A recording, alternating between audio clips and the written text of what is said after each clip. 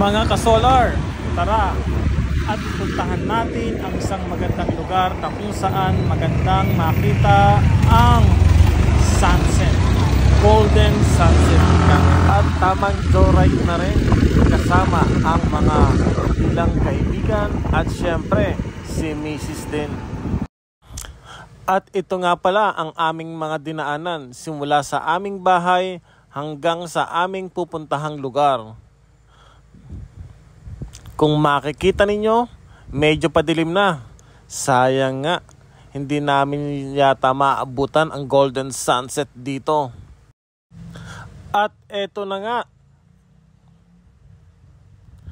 Ayan na ang golden sunset dito sa lugar na aming pinuntahan. May naabutan pa kami. Sayang nga, may maraming ulap. Mas maganda siguro kung wala yan. At may ilan ngang mga narito din, hindi lang kami. At ito nga, order na kami sa Rubis Cafe. Medyo madilim na nga lang. Rubis Cafe, ito yung kanilang mga nasa menu or pagpipilian. At tingnan nyo naman, ang ganda diba ng background, golden sunset. Hindi na kailangan pumunta sa malalayong lugar o mamahalin o magbayad pa para lang maging masaya at makakita ng mga ganyang kagandahang lugar.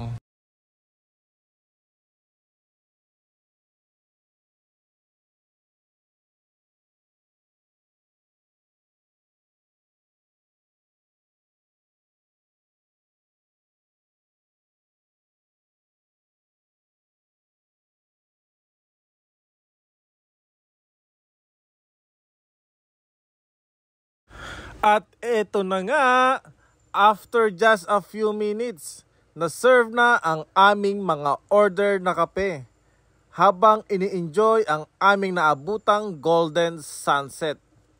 Diba? Ang ganda.